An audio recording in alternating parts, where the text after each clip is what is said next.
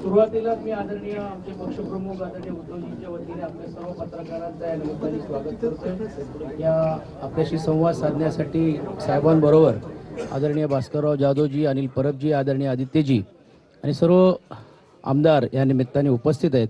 परत एकदा आपल्या सर्वांचं स्वागत करतो आणि मी साहेबांना विनंती करतो की आपण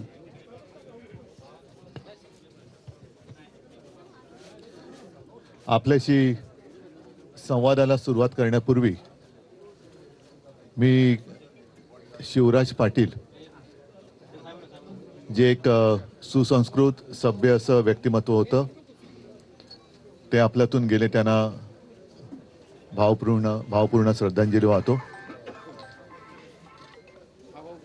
शिवराजजी ज्या वेळेला राजकारणामध्ये होते तेव्हा काँग्रेस आणि शिवसेना हे एकमेकाच्या विरोधामध्ये लढत होते, तरी देखील त्यांच्यातला एक वेगळेपणा मला आवर्जून सांगावंसं वाटतो। तो म्हणजे त्यांच्यावरती ज्या ज्या वेळेला ज्या ज्या जबाबदाऱ्या पक्षाने, काँग्रेस पक्षाने दिल्या त्या त्यांनी त्यांच्या परीने यशस्वीपणाने पार पाडण्याचा प्रयत्न केला। मग ते मला वाटतं संरक्षण मंत्री होते, लोकसभेचे अध्यक्ष होते आणि त्याहीपेक्षा गृहमंत्री म्हणून काम करत असताना 26/11 हा जो काही एक आतंकवादी हल्ला झाला त्यावेळेला त्याची नैतिक जबाबदारी स्वीकारून त्यांनी राजीनामा दिला होता।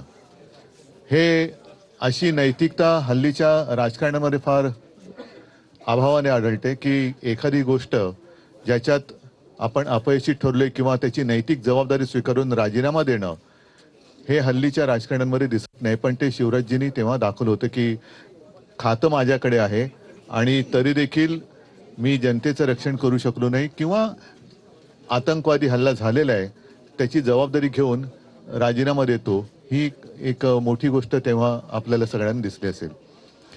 आणि म्हणून जेव्हा ते राजकारणात होते तेव्हा मी म्हटलं तसं काँग्रेस आणि शिवसेना हे एकमेकाच्या विरोधात लढत होते, पण ज्याच्याकडे ज्या काही चांगल्या गोष्टी असतात त्या आपण चांगल्या मानल्या पाहिजेत आणि त्यांच्याकडनं काही गोष्टी आपण शिकल्या पाहिजेत।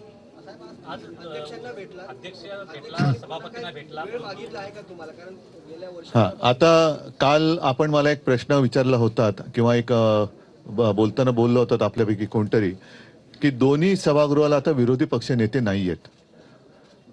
महाराष्ट्राच्या इतिहासामधलं कदाचित हे पहिलं अधिवेशन असं असेल की जिथे दोन्ही सभागृहात विरोधी पक्ष नेता नाहीये।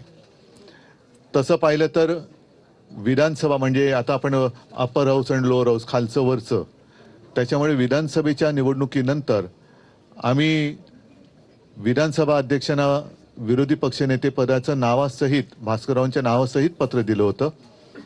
अजूनही त्याच्यावरती निर्णय झालेला नाही। साहजिकच आहे, त्याच्यानंतर विधान परिषदेचं विरोधी पक्षनेतेपद रिकामं झालं, त्याही बद्दल विरोधी पक्षाकडनं पत्र गेलेलं आहे। काल आपण जे म्हणालात की मुख्यमंत्र्यांचं म्हणणं असे की हा अधिकार हा अध्यक्षांचा आहे, त्यानुसार आम्ही नियमानुसार अध्यक्षांकडे पण जाऊन ही विनंती केली आणि त्याचप्रमाणे माननीय सभापतींकडे सुद्धा जाऊन आम्ही विनंती केली की आता दोन्ही पदं ही रिकामी आहेत, दोन्ही सभागृहाची ही पदं रिकामी आहेत, आपण दोघांनी एकत्रितपणे हा निर्णय या अधिवेशनाच्या, आता उद्या परवाकडे शेवटचा दिवस आहे, आपण जाहीर करावा।